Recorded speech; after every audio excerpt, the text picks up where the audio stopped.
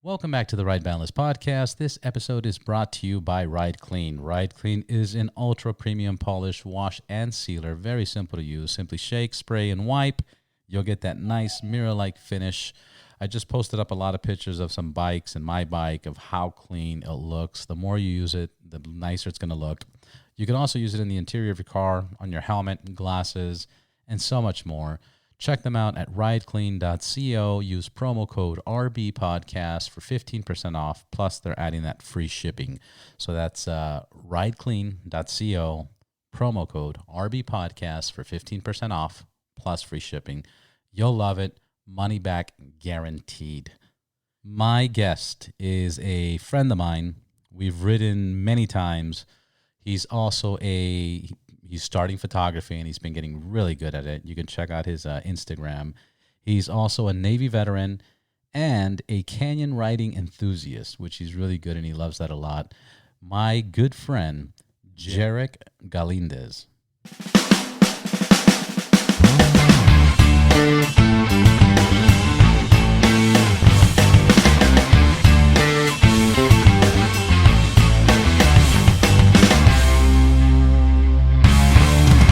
Jerick, how we doing, brother? Doing good.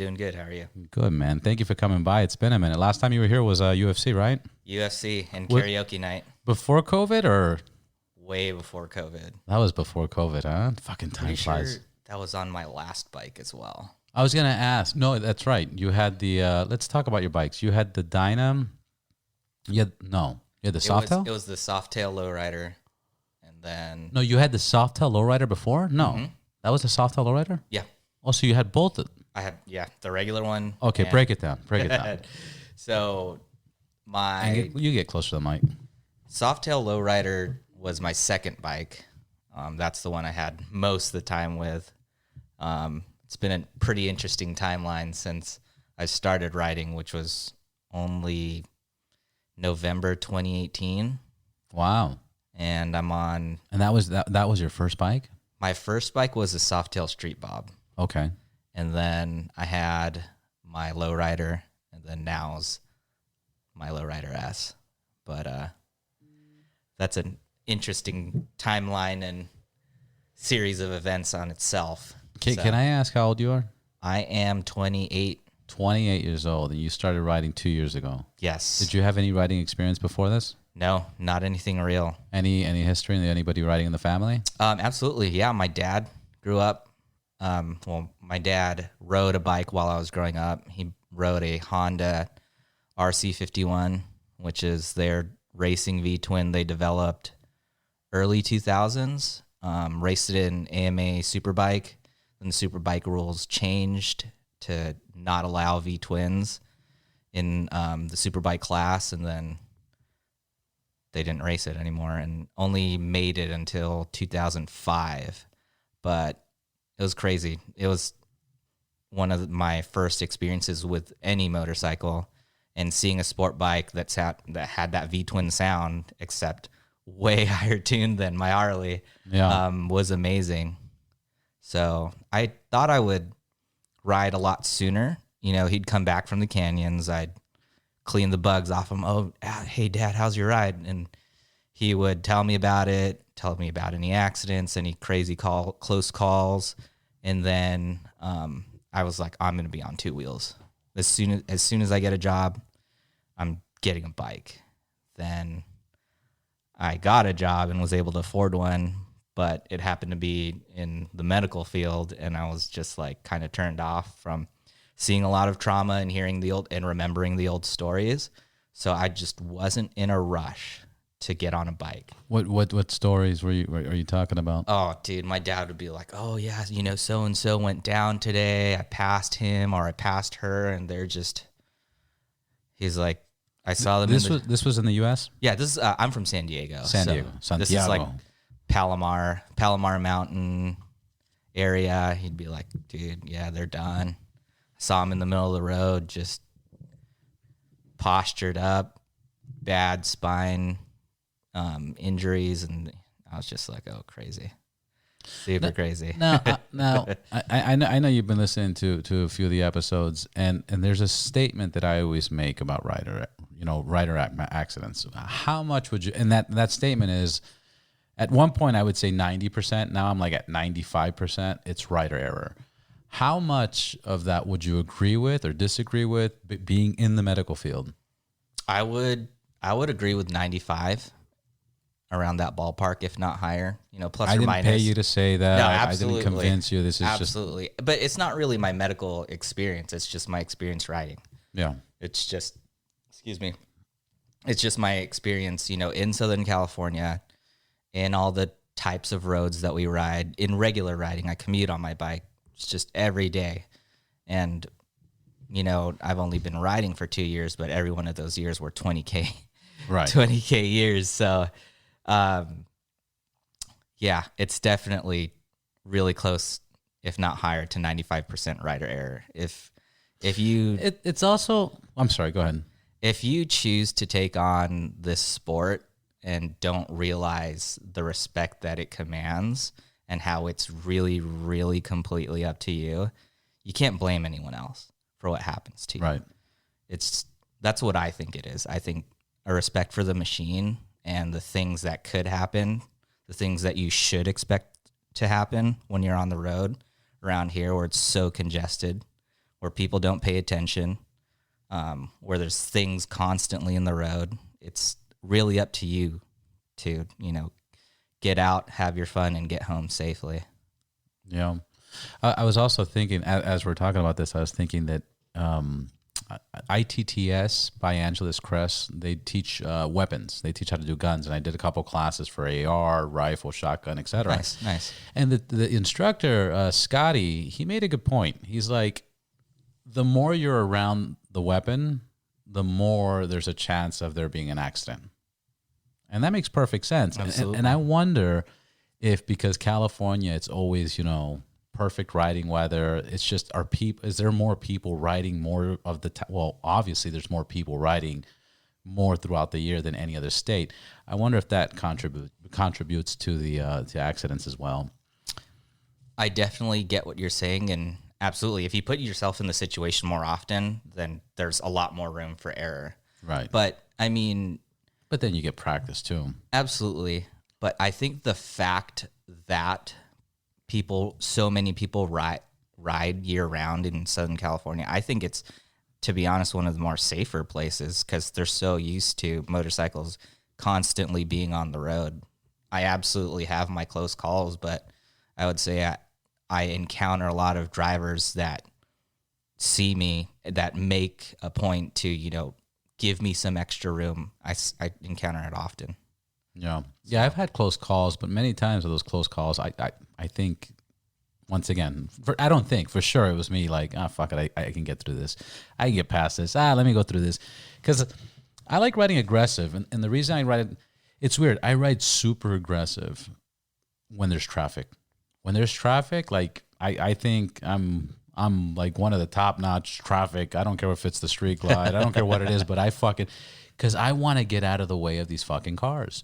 I see the mirrors. They're not paying attention. Their mirrors are not lined up. Some mirrors are looking up at the sky. I see people fucking around with their phones. Absolutely. People get bored in traffic. Absolutely. So I try to get out of that as soon as possible, as fast as possible, because if you just float around, I've seen people try to pass cars, and as they're splitting lanes, they kind of float between two cars. No way. And it takes them, like 5 seconds, 7 seconds. If you're gonna split, you gotta take it. You gotta take it as quick as possible. And I know there's a lot of people that are listening and like, we know that. But there's a lot of people that don't know that, and they should know that. If you should ride responsibly and aggressively. But anyways, no, I completely agree. I'm the same way. Making that noise, a couple extra revs. I actually, to be honest, in traffic when it's stopped up on both sides, I actually try my best to kind of serpentine between them just so they see my headlight modulating. I'll turn my hazards on as well, some extra lights. I really do my best to, make a space, make myself be known in those situations. And definitely with the aggression, like the faster I'm out of it, the better. The better. Way better. Yeah, because the end conclusion would be, if it's your bike against a car, you're going to lose that battle. Just get the fuck out of there. And fuck the road rage, fuck everything else. What do you love about your Harleys? And from the Harleys you've had and the bikes you've had, which ones are your favorites? And what do you love? Is it the culture? Is it the bike? Is it the colors? Is it the sound? Is it the feel? What is it? It's definitely a mix of everything. You know, I'm a motorcycle, enthusiast. I ride Harleys exclusively because one, that's all I can really afford or have space for at the moment. But I'm definitely one of those guys, like, I wish I could have one of everything. When it comes down to, only being able to ride one logistically, I choose my Harley. Just, I like the sound. I like the V-twin. I like the lines. But, I mean, the culture around here is awesome. And obviously I've only been around majority of Harleys, but I mean, that doesn't mean that there aren't other bikers on different bikes to the spots that we pull up to. And then, you ask questions about those, and you learn more about sport bikes or naked bikes or, adventure bikes like your guys's. The super sports like the R1Ms, Yeah, they're all nice. They're all nice.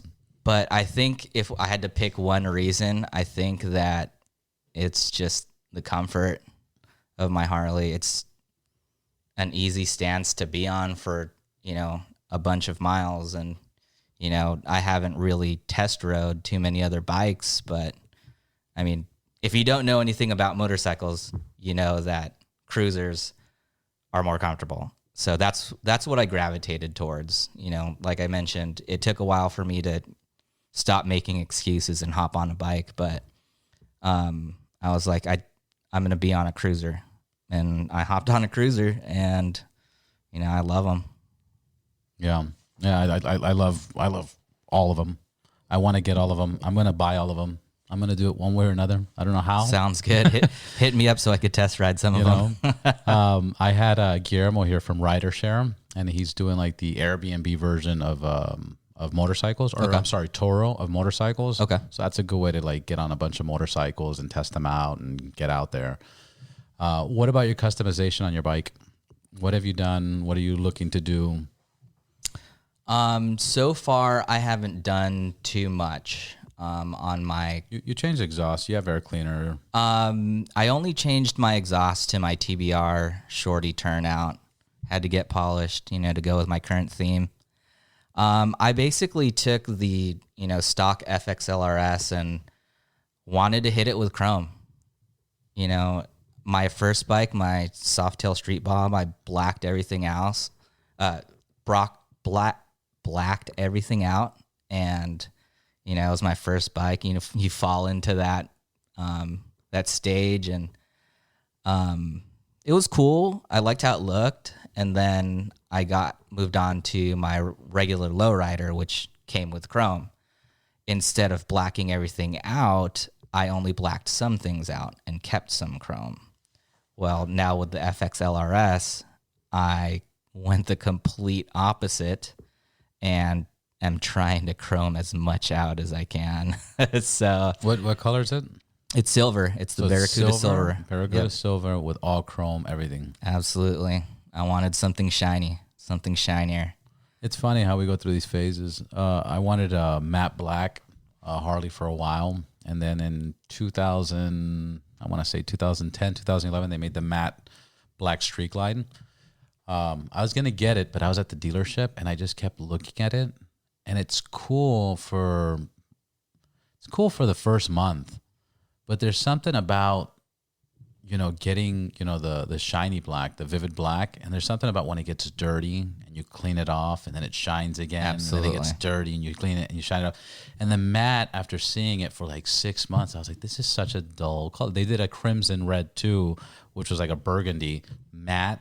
Okay. And just after a while, for me, this is my preference. For me, it got old. I said, you know what? Because it would get a little dusty. You would dust it off and kind of look, the same. It looked matte, But right now, I did all white with the BMW, and I'm going all white and black, more white. I even did the crash bars white, And now I want to take the stickers off. Even the red and blue sticker, I started taking it off, but those stickers are so difficult to take off that I'm not joking, I spent an hour and a half taking off 2 stickers of the 5 on one side of the tank. Oh, man. Yeah, and I have the heat guns, and I have the plastic picks, and I got the fucking goo off. I got it all.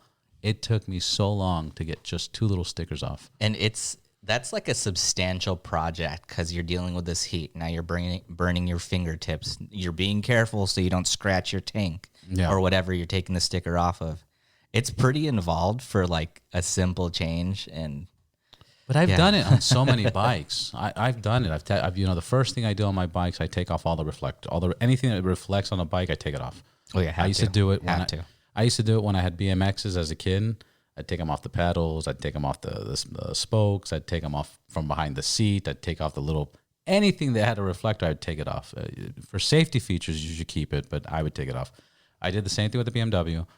I did it with all Harleys. I took the whole badge off the Harley on the Street Glide. Okay, and it wasn't nothing compared to what I'm dealing with the stickers on the gas tank. I'm gonna have to take it somewhere and have them take it off. Good luck with it. Yeah, no. Have fun with that. What's your favorite ride? What's been the best experience in California? What are your top 3? To be honest, I haven't really gone on any trips or No, but Angeles Crest, Malibu. Have you been up PCH? Absolutely. It just kind of depends on what you're into. And what are you into? I love the canyons. I like getting into those curves. And which ones do you do? Zuma or?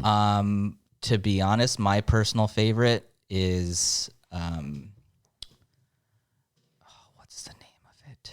It's next to GMR, Azusa Canyon. I don't know why. It's been a while. It's been hot. Been taking a break. So, I'm gonna say that if I could only pick one road, I would probably pick Azusa for the local area. It's just the perfect mix for me.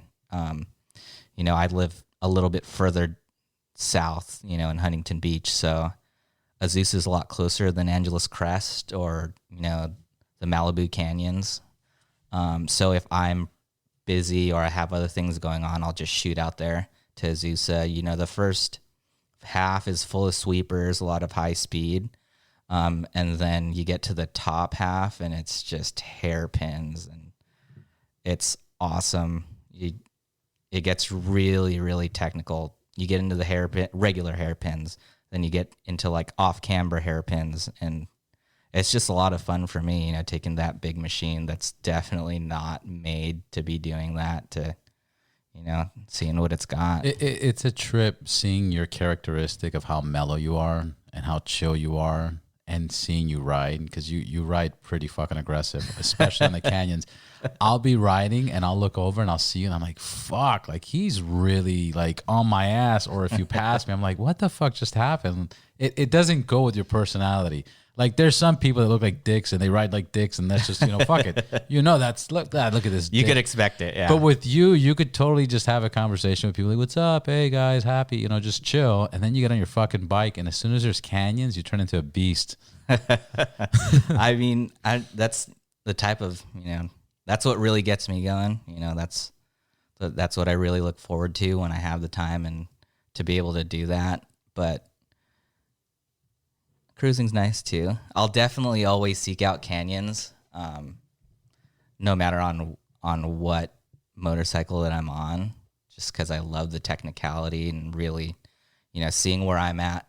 Not that I'm like super good at them or anything like that. I just, you figure it out real fast, and then and the decisions you got to make, and how precise, and how you go into turns, and how you get out of them. How clean the road is in that particular area, this particular time.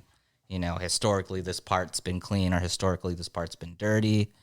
Now it's dusty. Now you got to watch for these spots, or it's a little gloomy this morning, so the road conditions are definitely not up to par. It's just, I like going through the canyons at the different parts of the year and just, seeing what I can read off that particular ride. It's always going to be different, no matter how many times you've ridden that road. But But yeah, that's what that's my top type of riding for sure. So canyons. Absolutely. Do you have any future trips that you're trying to plan or you dream of doing that you just saw, fuck, this is the spot, or just kind of whatever happens? You know, I'd like to. I wish that I could, plan out. It's just that I'm just so busy with work and school at the same time that I just know that I won't really be able to plan out anything significant. I did take a trip to Sedona recently and I think it's the 17 going north in Arizona. I would love to ride that. That's pretty quick, there and back, or even 1K in a day through Sedona or parts of Arizona. I definitely want to go east if I did a 1K in a day. But that's pretty much it. Nothing in particular planned out. But, I mean, eventually as many as I can. Yeah. Where are you working and what are you studying? So right now I'm working at Camp Pendleton. I'm a simulation operations specialist. And I'm also studying general biology as a pre-med. So pretty busy with both. Family? Nope, single. Married? I mean, Single? I have a girlfriend, but that's about it. Yeah. Yeah, I work with the Navy. I help them train their medical staff. Are you military? You have to be military. No, I'm prior. I'm just basically a government contractor or military contractor that is basically stationed at my site, and then I kind of basically give recommendations for how to conduct their medical training with specific equipment. So you're contracted, meaning the company you work for is private and they have a contract with the military? Yes, they won the contract, yes. That's fucking awesome. How long has that been going on? I've been doing that for approximately 3 years now. 3 years? How long has the company had that contract? The one that I'm with right now has had it for 2 of those years. And you train, what may I ask, what background you have that you train the Navy? And what do you specialize in? Okay. Would be the question. Yeah, definitely. Right out of high school. Coronavirus? Definitely not. I wish. No, I was in the Navy for 7 years out of high school. They trained me as a medic. My particular background is field medicine. So doing medicine where there's not a whole lot of resources, where it's dirty, where you're possibly getting shot at. We take, physicians and nurses and PAs and nurse practitioners and other medics, and we train them to do their job that they're used to doing in the hospital in an austere environment. So they basically build hospitals out of tents that can do the same thing as a brick and mortar hospital, except that they build it in places that need extra help or in a war zone. And this extra help is like earthquakes, hurricanes, humanitarian type aid. So there's definitely plans of them going out to help the hotspots for coronavirus within the United States, as well as other places. Yeah. Wink, wink, yeah. Mm-hmm. Yeah, so. Yeah, that's an interesting field. That's a never-ending career and requirement in as long as we live. That's for sure. What's the inside information on what are you guys saying about the COVID? Is it going to last long? Vaccines? No vaccines? Is it going to go away? Is it going to disappear? Are we going to wake up and it's gone? Did Trump create it? I have no idea. I wish I was important enough to have special insight, but I'm definitely not. But any rumors?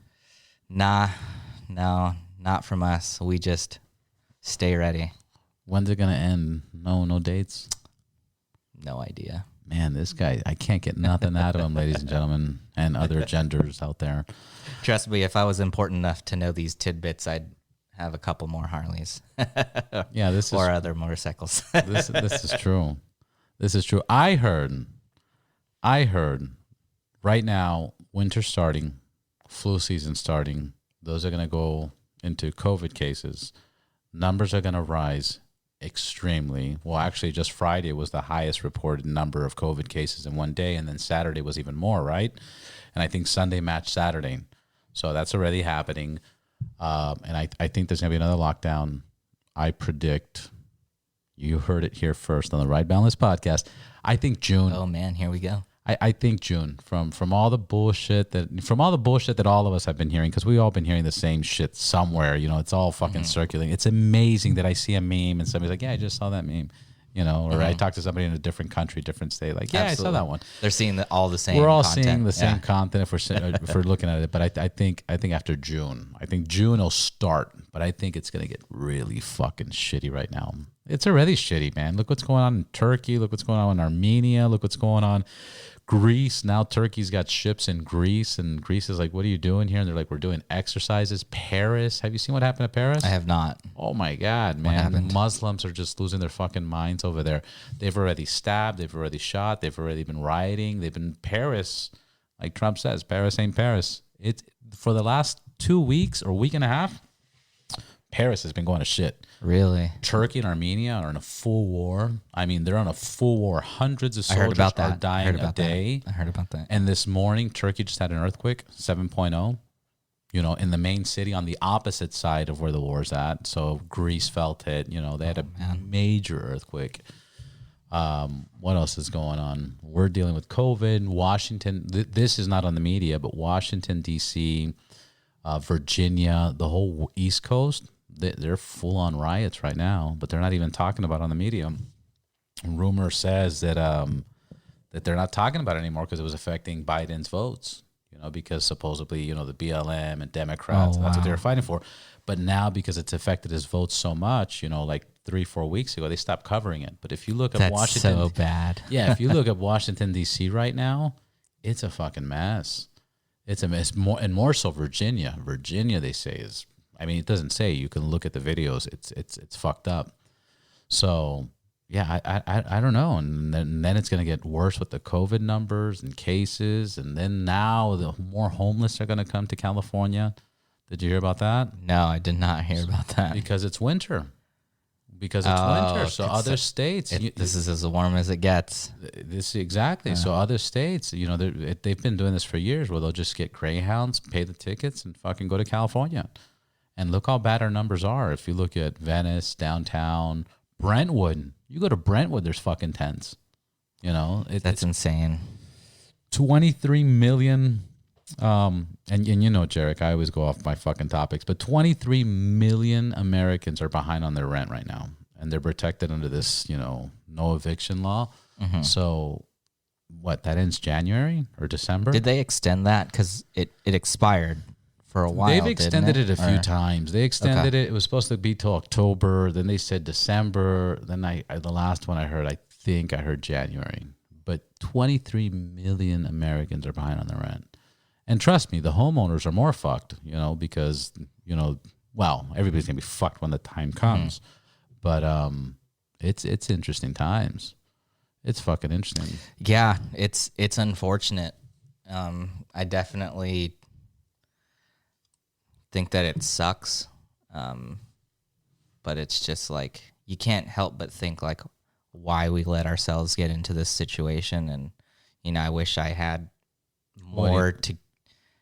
more, you know, information on how to suggest how to fix it, but I'm just kind of going through the motions just like any other average guy. I know there's some extremely terrible things going on for our country right now, you know, logistically, financially, you know, socially. It's just like, if only there was some way that we could, you know, collectively just all fix it. You know, definitely, it's obviously a lot more intricate than that, but obviously, you know, and then elections next week. It's like a huge snowball. That's gonna be fucking insane.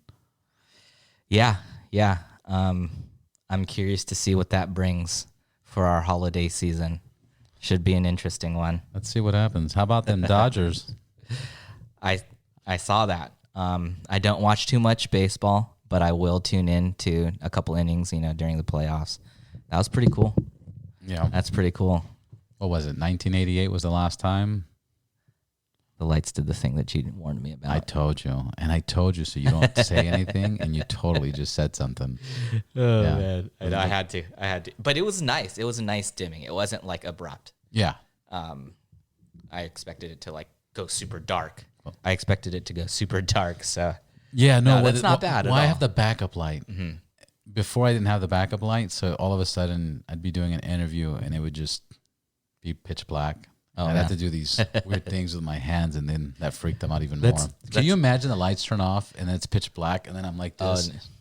Yeah, then they're like, "What's going on?" I'm just waving my hands over. I just came here to do a podcast. I don't know what's going to happen. Why did he turn off the light, and why is he waving his arms over his head? Is he mad? Oh man! And how come he's not speaking anymore? I totally get that motion too, because in my office, all the lights are motion sensor, but the motion sensor for my corner doesn't get tripped if the guy in the desk next to me isn't there.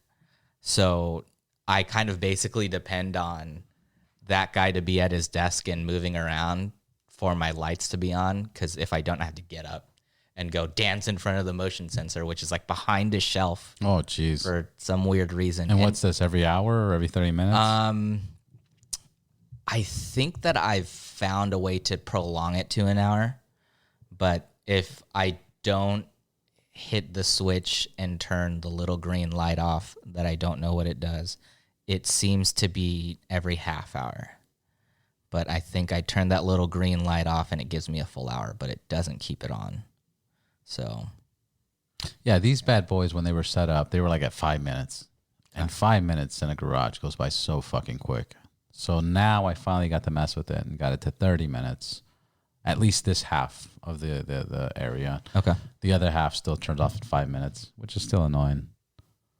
What gear are you rocking right now? What helmet? What jacket? Gloves? Very minimal gear for me. I am rocking my Shoei RF 1200. I love Very that. Nice. Love that helmet. It's so quiet. It's so light. It's so aerodynamic. I mean, I came from a Simpson, which is, you buy your first Harley in Southern California, you got to buy a Simpson. You got to buy a Simpson. It looks too cool. Yeah. But you have to.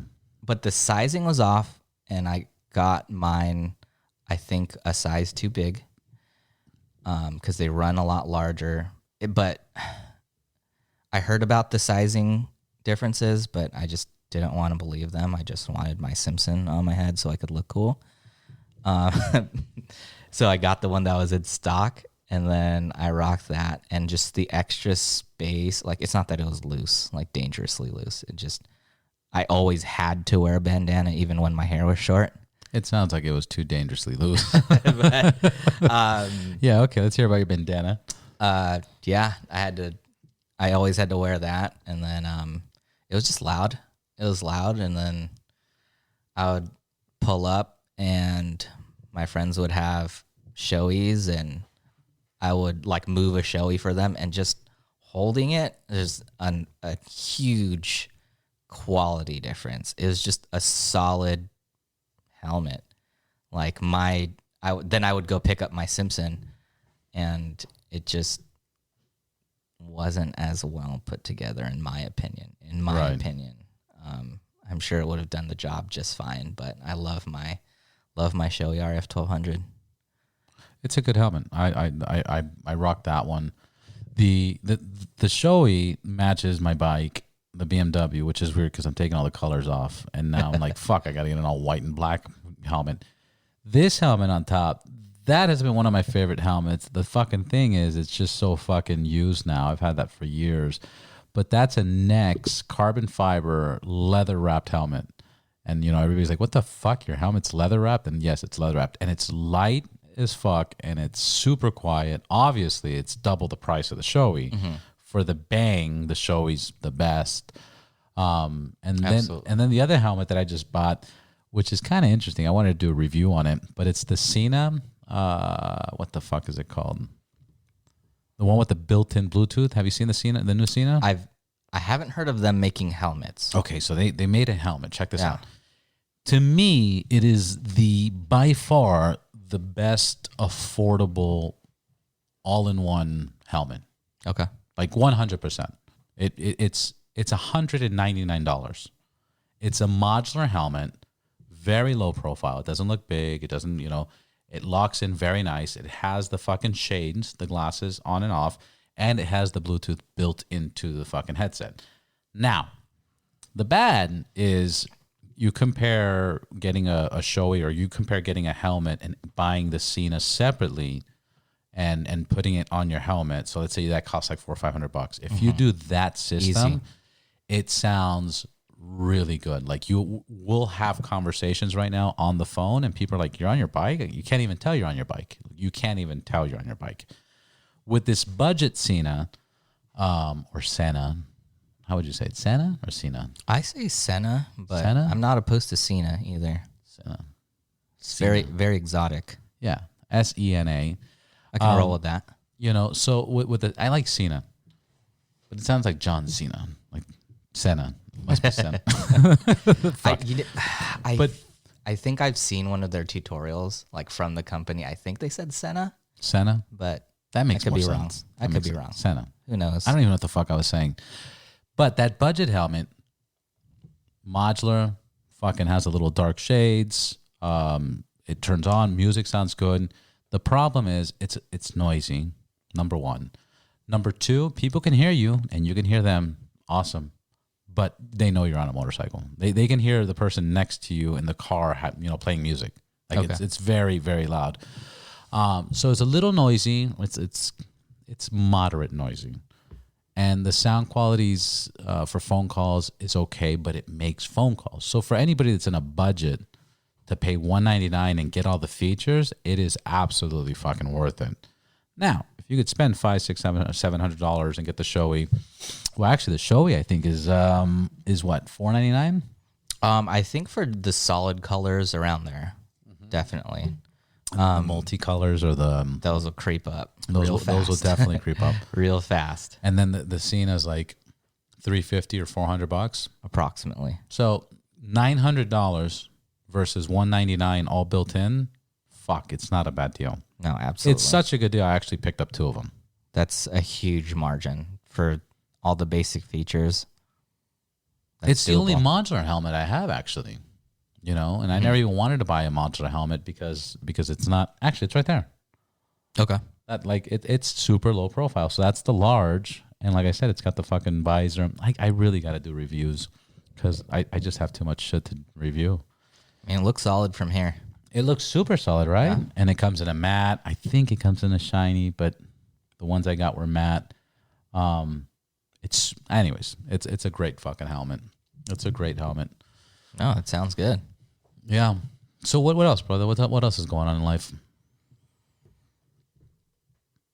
Any shows? Anything you're gonna ride out to soon? Anything you're looking forward? Anything you missed since this whole COVID thing? I'm just kind of bummed that all the shows that I was looking forward to, Born Free, Dyna Days, since it all got canceled, I'm just biding my time till next time we can all go.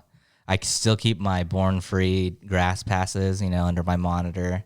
They're still there, ready to go. So for next year, hopefully. Or so what happened? You bought the tickets and they're doing refunds, or they're going to honor it when they redo it? Or no, what's the deal? From what I understood, I don't think I even really looked into like what they put out about it. It's just, I know so many people. I think someone told me that they would just honor the grass passes that they already sold. So they weren't doing any refunds or anything like that? Not that I know of. So they're gonna blow the money. They're gonna get some coke, some hookers, fucking party during this COVID, and then next year they'll be like, sorry, no hablo inglés. We shall see. We shall see what happens with them. We shall see. We'll see. Yeah, it's amazing. I was just talking about how I miss just going to the movie theaters. Just fucking simple shit. But then there's places like Miami or Florida. They're doing whatever they want. Well, I mean, I think that's kind of harder for me to kind of answer because I live in Orange County. So, right. We've got kind all the of fires. What's going on with the fires? I don't know, man. It better not be any more. What are those gender reveals? It better not be any more gender reveals. But no, yeah, that's going on in Irvine, and then another one, Santiago Canyon or something. Northern California, like 40% of Northern California is on fire. Not cool. Not cool at all. Not cool at all. What were we talking about before the fires? We were talking about Orange County movie theaters. Oh yeah. Our stuff has like kind of gradually been opening. But what? Restaurants or the restaurants, malls, outdoors, right? Indoors. Indoor restaurant? Mm-hmm. Wow, I haven't seen one of those in so long. It's so funny because like what? Now that we hit that topic, so the first day that they allowed indoor seating was a Tuesday, and me and my girlfriend and her mom went to Taco Tuesday at El Torito. So we, met the hostess, and then, we wanted a table for 3. And she said, okay, just follow me. And then took a step towards the inside of the restaurant. And we were just all frozen staring at her like, whoa, don't you mean outdoors? And then she's like, you can sit inside if you want. Like, we just opened. Orange County said we can open today, and we opened today. We opened the inside today. So you had no idea? Had no clue. So we actually opted to stay outside because it was the nicest weather that we'd had, like in the middle of the heat wave. And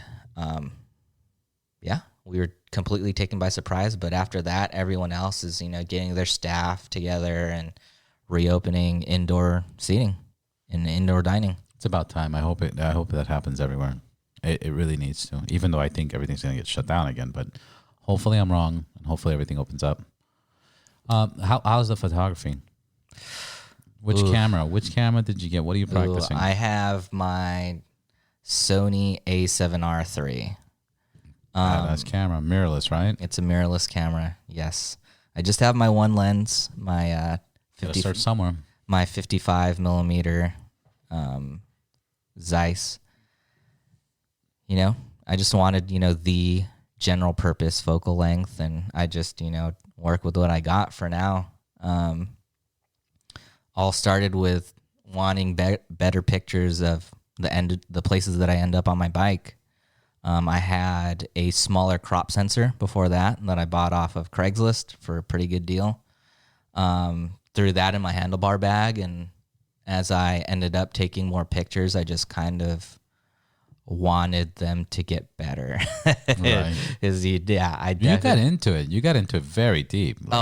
I mean, what were you doing? YouTube videos or just fucking reading books? Or YouTube videos, talking to friends, getting their input. I have a lot of great resources helping me. But it's just the basics. And then it just progressed from getting tired of taking pictures of my bike.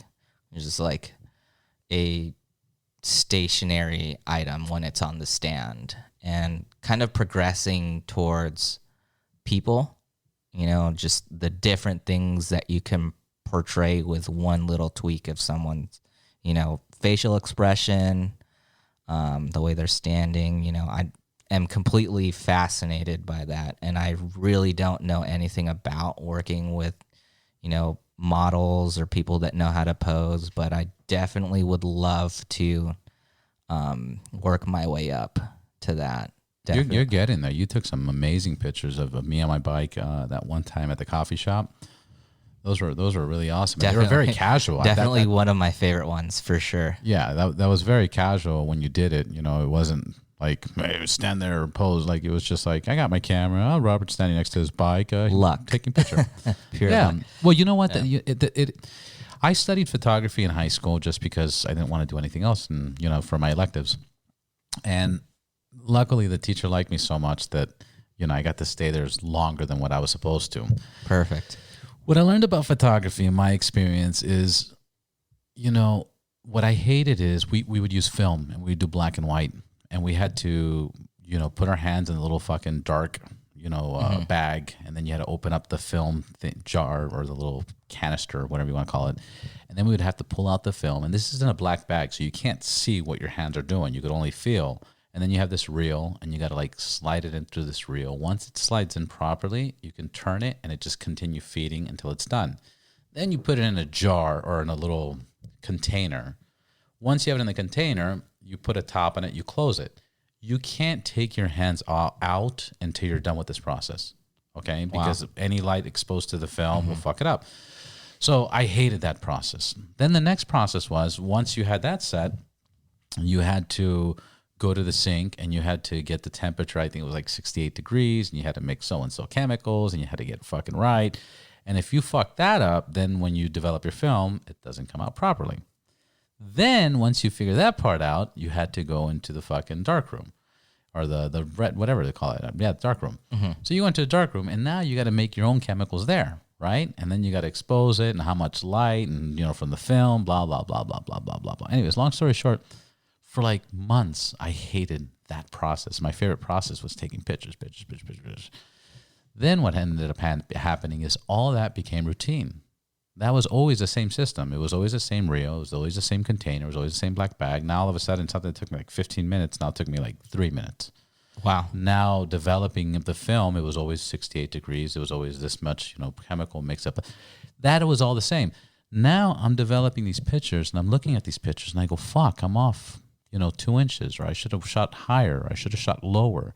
And what I concluded is that the hardest part about photography, especially back then, was the actual picture, because everything else is a system, and you're going to learn that system with practice and, discipline, that it won't change. It will not change. You do that for 6 months, it's going to be the same for 30 years, and that's something that I like about, this digital age right now, especially, I heard about the Sonys, is that what you see on the lens is what you get. Where with a mirror, camera, that's not the case. You actually got to take the picture, and then you got to fucking duck down and look and see how good that picture is going to take. So why did you get the Sony mirrorless? Did you have cameras before and you knew about this, or that was your first camera? No, I didn't have any cameras before. It's just YouTube. I just YouTubed for best fucking camera, fucking $3,000 for my A6000. It was an older camera when I bought it, but people said that it was relevant, and I didn't need anything crazy. I never saw it progressing past me using that A6000 ever. I was just like, oh, I might be able to change the lens here, but this is going to be good enough for me. And then I, started looking at more pictures, and I figured I wanted to try a full frame sensor. And what does that mean, real quick? Full frame sensor. The full frame sensor is basically, I might have this wrong, but it's the equivalent of a 35 millimeter sensor for older cameras. And my crop sensor, APS-C, was smaller by a factor of 1.5. So, which represents the quality of the picture, the size of the picture, the size. I think the size and the megapixels probably, or megapixels, or I think it's the aspect ratio. I understand. I'm always talking out of my ass. I'm just really trying to understand. Me too. Trust me. Me too. It's definitely a more narrow picture that you can take, because basically, when you have a crop sensor, when you put a lens on it, it gets zoomed in. So that focal length is zoomed in by a factor of 1.5. So if I had with my 35 millimeter lens on my crop sensor camera, it was closer to a 50 with that 1.5 factor. What's so wrong with just having an iPhone camera? Because people go crazy. I've concluded I am a professional iPhone photographer. I have a Canon 80D and I can't figure it out. That's the honest truth. And some of the pictures I take with my iPhone, I'm like, fuck, I'm a professional iPhone photographer. But what's wrong with just? And I'm kind of busting your balls, but I really want to hear an answer here. To be honest, I don't know. I don't know. I just felt like they were kind of grainy. But grainy in what sense? Grainy when you're looking at it on your phone, or when you print them out, or have you? I've never printed out a iPhone picture, and I've only printed out maybe 3 or 4 pictures as a gift to a friend. But there's where I want more detail. The only way that I can like explain it now, just from my point of view now, working with mirrorless cameras, is just like you just kind of see the lack of data there in the picture. With my full frame or my APS-C, just those sensors capture more data for the picture. More data. Yeah, more information, more details, more colors, black or blacks, white or whites. Absolutely. And for someone who really knows what they're doing with photography, they can take my iPhone and take pictures that'll blow my full frame sensor out of the water. You think so? Absolutely. Yeah, but if you get somebody top notch on your camera and then you get somebody top notch on the newest iPhone, obviously your camera is going to fucking blow it out of the water. True. For the pros out there. For me, not so much maybe. I don't know. But you get in there. You're getting there. It's baby steps. Baby steps. I like the fact that you ride your motorcycle. I like the fact that you take your cameras. I like the fact that you've been taking pictures of other riders. I like the fact you promote it on your site. It's a good thing. What's your Instagram handle? My Instagram handle is JG1904. And you post a lot of pictures there, right? I try to. It's just I try not to post too many pictures of my bike. Try to get some landscape. Try to get pictures of people. I try to mix it up. But if I'm lacking anything that would break up the monotony, then I won't post it. Yeah. What's going on? Where do you see yourself in 5 years? And then we'll answer that. 5 years. What's the goal in 5 years? In 5 years, are you staying in California? Or are you leaving? Oh, I'm gonna be here. Damn right. Well, we'll see. Well, in 5 years, hopefully, I'm in medical school somewhere. Are you gonna stay in school forever? I hope not. I hope it ends 5 one day. years from now, man. Since I met you, you've been in school. Yeah, I know. I started off full time with my full time job, but I need to keep my GPA competitive for the medical programs. So the last couple semesters, I switched to part time, just so I don't have to split up all my attention between work, between multiple science classes, between multiple electives. Now I'm taking a little bit slower, but yeah, I definitely hope that I'm in medical school in 5 years. Hopefully in Southern California. Hopefully in LA. Hopefully, because it's you'll miss these fucking roads. We have some of the nicest roads, and not that the roads are shit, but trails and fucking adventures and everything else. We have some of the nicest places to go to and hotspots for motorcycles. It's all here. The famous ride boundless question: if money was no object to you and you can get any motorcycle in the world or galaxy, which motorcycle would you get, and what would you add to it? That is a hard one. It's deep. And I can only pick one? Only one. I can only pick one. You get another girlfriend. You keep your current girlfriend, but you get another girlfriend. She's like, honey, I'll buy you any motorcycle you want. Oof. I know that's so bad. You're going to get in so much trouble for that comment, but we'll see if she even listens to this. Yeah. She likes me enough to listen to this. We'll find out.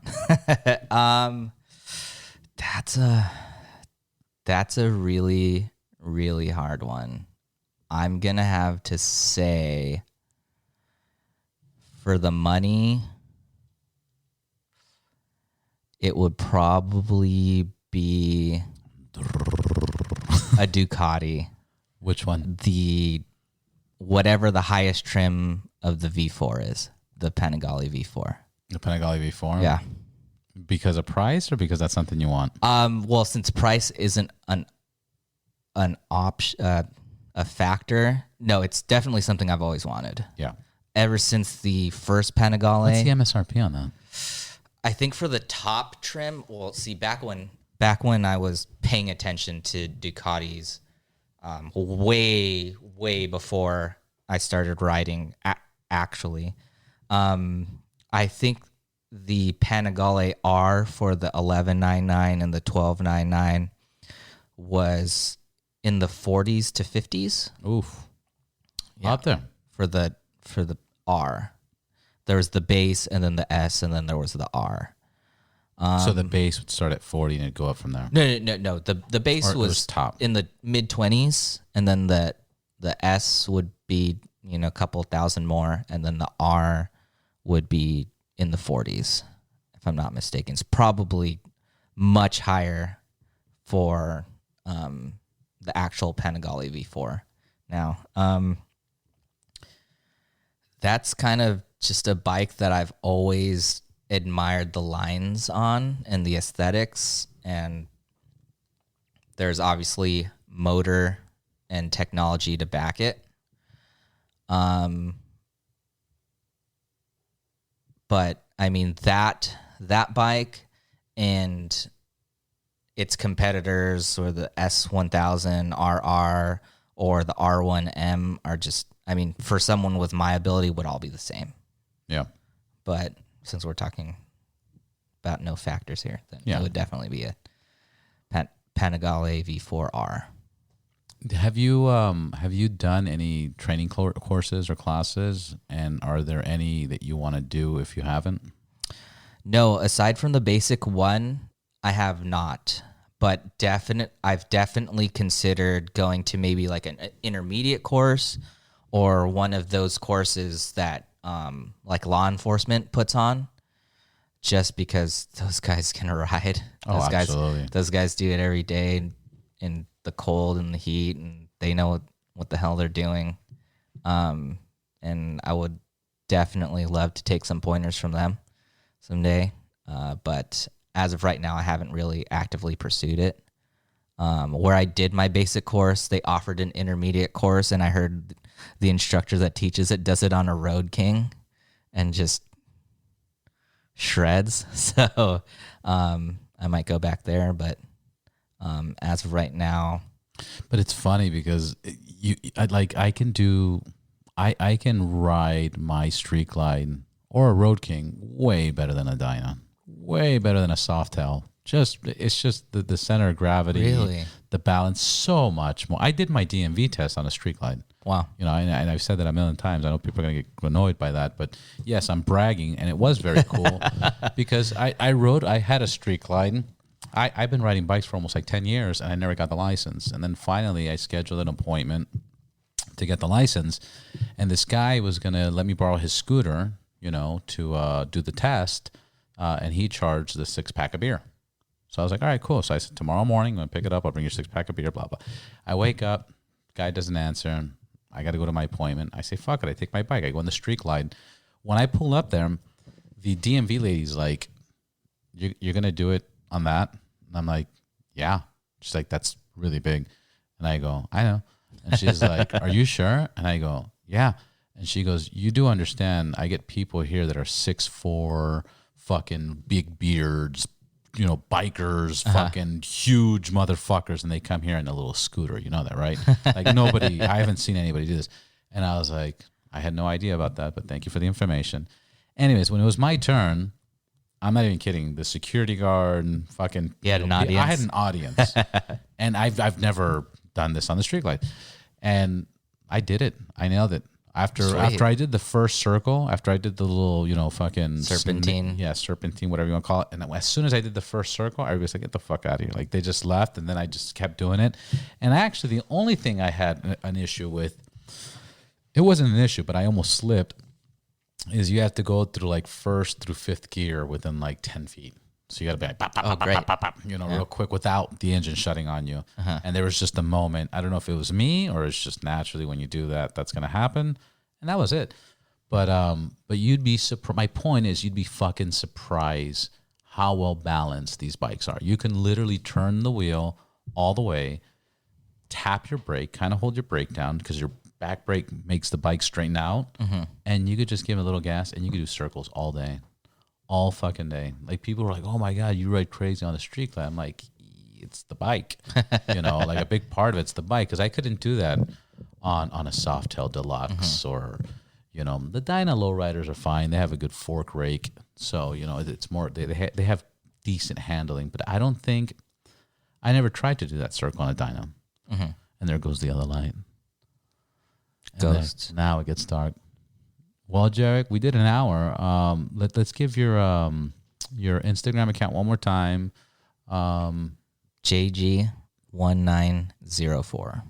And then if you want to give any safety advice or any tips on riding or anything you want to close off with, please do. Safety advice, just expect everyone to wrong you. Don't expect anyone to ever see you. Expect them all to cut in front of you, cut you off, and that should take care of a lot of things, a lot of surprises. Just expect it. I like it. Nobody will see you. Nobody Absolutely. sees you. That's guaranteed. Well, Jack, thank you for coming. We'll have you back on soon. Absolutely. And, thanks for having me. Of course, brother. Thanks for coming out. Until then, see you next time. Sounds good. See ya. And that's a wrap. Again, guys, thank you for listening. Make sure to subscribe, like, comment, check out the Instagram at Ride Boundless. Give me your feedback. Send me your feedback. If you have any guest in mind that you would like to hear here on the Ride Boundless podcast, please let me know. You can send me an email at rideboundless@gmail.com or contact me through social media. Again, ride safe, ride hard, ride boundless. Till next time.